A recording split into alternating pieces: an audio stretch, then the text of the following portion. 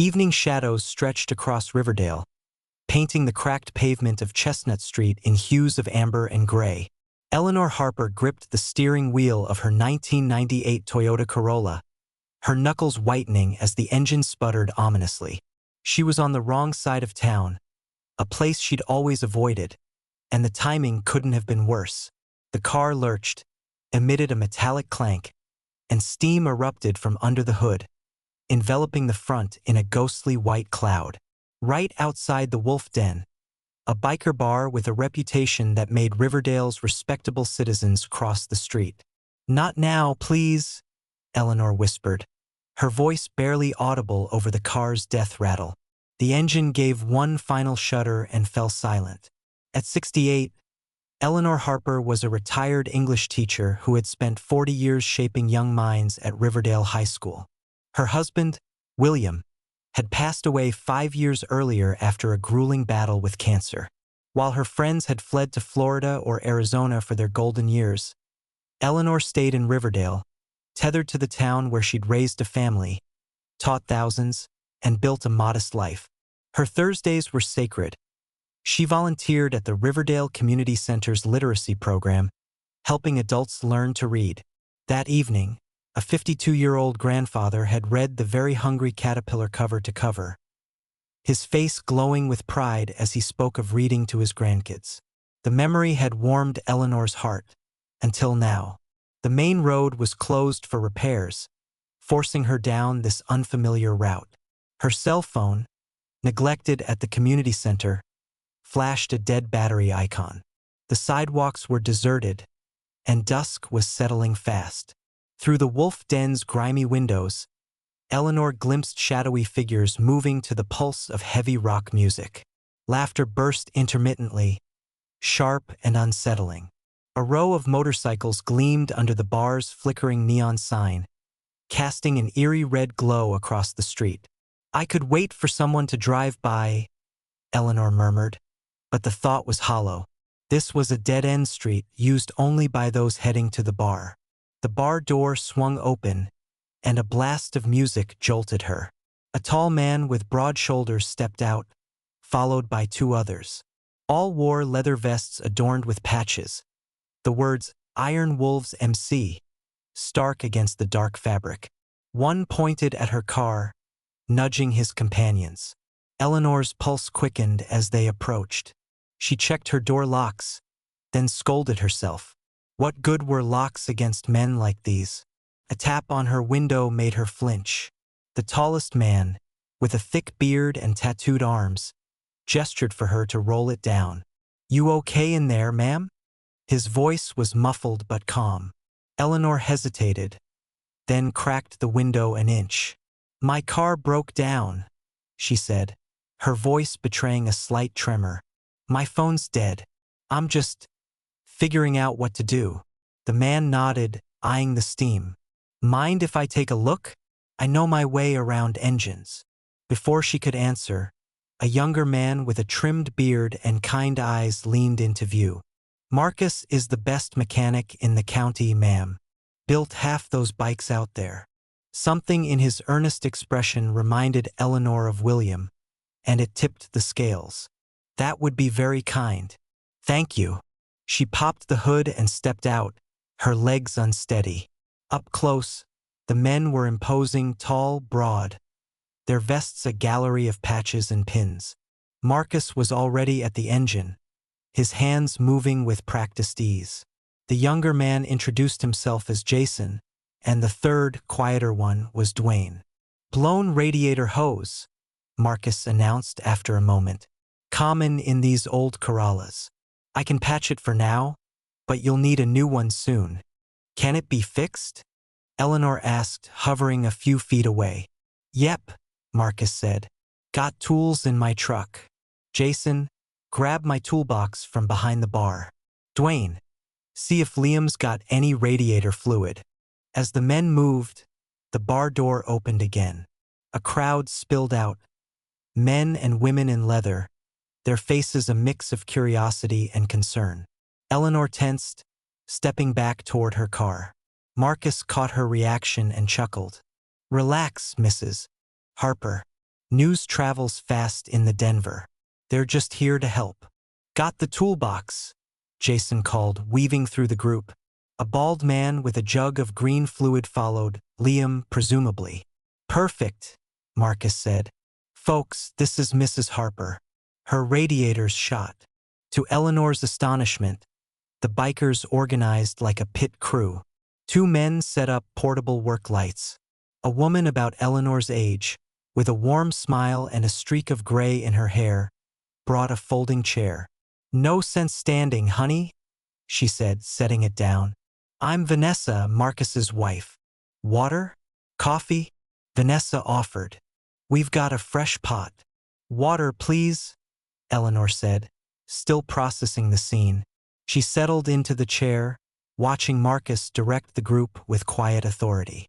A small radio played classic rock, and the bikers worked with efficiency, their banter light but focused. A silver-haired woman with a long braid appeared beside Eleanor, offering a water bottle. First time at the den? Yes, Eleanor admitted, taking the bottle. I wasn't expecting this. The woman laughed. You bet. I'm Sarah. Been with the Iron Wolves 15 years. Most folks get us wrong. I'm starting to see that, Eleanor said. Sarah sat on an overturned crate. We're just people who love the road. Marcus runs an auto shop. Jason's a nurse at County General. I taught at Riverdale Middle until last year. You taught at Riverdale? Eleanor's eyes widened. I was at the high school for 40 years. English. No kidding. Sarah grinned. My daughter had you in 2005. Melissa Collins. Quiet. Always scribbling in her journal. Melissa. Eleanor's face lit up. Her essay about her grandfather's fishing boat won the state competition. Their conversation flowed, and Eleanor learned the Iron Wolves were a mix of veterans, tradespeople, and professionals, bound by their love of motorcycles. But she also caught a hint of something darker. Sarah mentioned a brawl a decade ago that had landed 2 members in jail, fueling the town's distrust. We've cleaned up since, Sarah said. But rumors die hard. Almost done, Mrs. Harper, Marcus called, wiping his hands. Just letting the engine cool. Eleanor nodded, then froze as a young woman rushed from the bar, phone in hand. Marcus's face tightened as he took it, stepping away. Even from a distance, Eleanor saw worry etch his features. Everything okay? She asked Sarah quietly. Sarah's smile faded. That's Amanda, Marcus's daughter-in-law. Probably about Ethan. Ethan? Marcus's grandson, 7, has leukemia. Been in treatment a year, but there's a new protocol they're trying to get him into. Insurance won't cover it, experimental. They're $10,000 short, and the slot opens next month. Eleanor's heart sank. She watched Marcus return the phone, his shoulders sagging before he forced them back. Everything okay? Jason asked. Fine, Marcus said, his voice tight. Just a fever. Amanda's handling it. Let's finish this. 10 minutes later, the car purred to life. Marcus's patch was neat, the radiator topped off. This'll get you home, he said, closing the hood. Get a new hose soon, though. I can't thank you enough, Eleanor said. Please, let me pay you. Marcus waved it off. Glad to help, ma'am. At least let me contribute to your club, she insisted, reaching for her purse.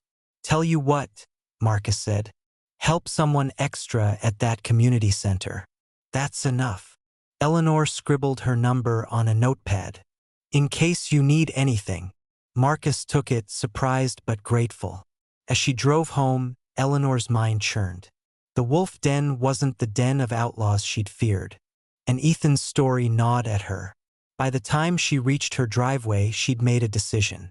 The next morning, Eleanor sat in Pastor Robert's office at First Presbyterian, her voice earnest.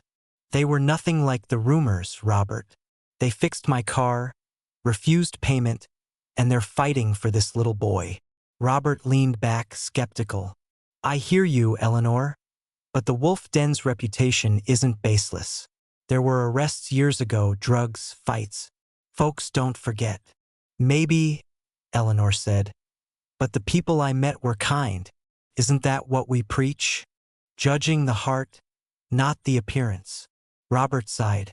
Eleanor's reputation as a beloved teacher gave her sway. What are you proposing? A fundraiser for Ethan's treatment, she said. The church can organize it in 2 weeks, before the treatment deadline. By afternoon, Eleanor had rallied a committee, though not without resistance. Margaret, a longtime friend, was vocal. Eleanor, these are rough people. We can't align the church with them. If you'd seen their faces when they spoke of Ethan, Eleanor countered, you'd know they're no different from us. Over the next week, Eleanor poured herself into planning. She secured auction donations, arranged catering, and visited businesses for support. But doubts crept in. What if Marcus refused help? What if the church balked at hosting the event at the Wolf Den? As she was beginning to consider. I haven't told them yet, she confided to Robert. I'm worried they'll say no out of pride. You need to tell them, he said. This isn't just about money. It's about trust. That evening, Eleanor drove back to the Wolf Den. Her stomach knotted. The bar looked less menacing in the early light, though the motorcycles still intimidated. Inside, the space surprised her. A polished bar, historic motorcycle photos, and a small stage for live music. It wasn't the dive she'd imagined. Sarah waved her over. Mrs. Harper, car trouble again. No, Eleanor smiled, sitting. Is Marcus here? In the back, doing books, Sarah said. I'll get him. Marcus emerged, surprised. Everything okay with the car? It's fine, thanks to you, Eleanor said. Can we talk privately? It's important. In a quiet booth, Eleanor took a breath. I heard about Ethan's treatment. Our church wants to hold a fundraiser to cover the gap. Marcus's face hardened. With respect, Mrs. Harper, that's private. Who told you? It doesn't matter, she said gently. We've got everything planned, auction, donations. It's in 2 weeks. Marcus stared, his jaw tight. We don't need charity. We handle our own. It's not charity, Eleanor said firmly. It's community. You helped me, no questions asked. Let me help you. You don't know us, Marcus said, his voice low. I know you're a grandfather fighting for his grandson, she replied. And you helped a scared old woman. That's enough. Marcus looked away, wrestling with pride. It's a lot of money. Money's just money, Eleanor said. Riverdale has plenty. If you give people a reason to share. After a long pause, Marcus nodded. For Ethan, I'll accept, but we'll contribute, security, setup, whatever you need. Eleanor smiled. What if we held it here at the Wolf Den? Marcus's eyebrows shot up. Here? Your church folks in a biker bar. Why not? She said. It'd show Riverdale who you really are. 2 communities, 1 cause. Marcus hesitated, then grinned. You're full of surprises, Mrs. Harper. The fundraiser night arrived with a mix of hope and tension. Not everyone supported the venue. Several church members had withdrawn, citing scheduling conflicts. Margaret, though attending, was skeptical. This is a mistake, Eleanor, she said as they drove. They're not our people. And who are our people? Eleanor snapped. Those who judge without knowing? Margaret fell silent. The Wolf Den's parking lot was transformed. Balloons, a banner reading Ethan's Hope fundraiser, and motorcycles neatly lined to one side. Inside, tables held auction items and the stage had a podium. The bar gleamed, freshly cleaned. Marcus greeted them, wearing a button-down under his vest. Place looks good, huh? Amazing, Eleanor said. Your crew's outdone themselves. Even got the guys to wear clean shirts. Marcus grinned. Eleanor introduced her group, including a hesitant Pastor Robert. Welcome to the Wolf Den, Marcus said, shaking his hand. Thanks for coming. The early atmosphere was stiff. Church members clustered, whispering. Bikers kept their distance, wary. Then Ethan arrived with Amanda, a pale, bright-eyed boy of 7, undaunted by his illness. He moved through the crowd, asking questions. "Are you really a pastor?" he asked Robert. "Do you wear that collar all the time? Do all your friends have bikes?" he asked Margaret. "Grandpa says I can ride when I'm better. Mom says maybe." His eye roll drew a reluctant smile from her. Eleanor took the microphone.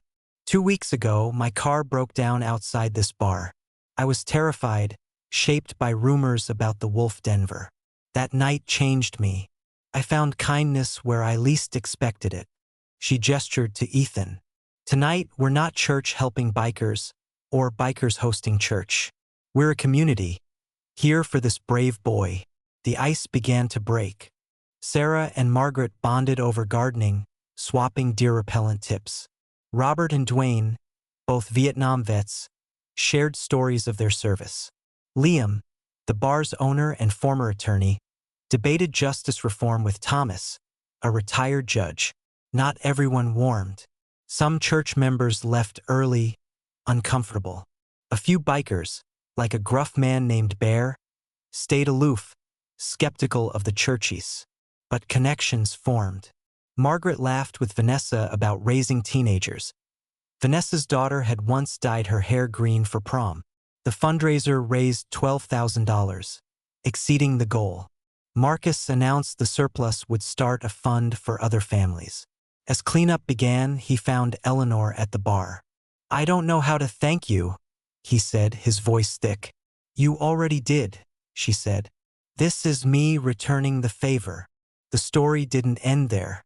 Ethan's treatment, an experimental CAR T-cell therapy for acute lymphoblastic leukemia, began the next month. It was grueling, with side effects that left him weak. Eleanor visited often, reading Charlotte's Web to him on good days and sitting with Amanda on hard ones. Amanda confided her fears, her voice breaking as she spoke of losing Ethan. "I don't know how to keep going," she admitted. Eleanor, remembering William's illness, listened and held her hand. The Iron Wolves embraced Eleanor. She became a regular at the Wolf Den, bringing cookies and chatting with Sarah about teaching. For her 69th birthday, they gave her a leather vest with a patch, "Iron Wolves, Honorary Road Teacher." She wore it proudly, though it raised eyebrows at church. Some friends distanced themselves, unable to accept her ties to the bikers. The church saw tension too. A small group, led by Margaret's husband, opposed further collaboration, but others stepped forward. The fundraiser became annual, each year aiding a different child. Some bikers attended church, their vests a bold contrast to the pews. Ethan's treatment succeeded. 6 months later, his cancer was in remission. The Iron Wolves celebrated with a motorcycle parade past the hospital, engines roaring as Ethan waved from his window.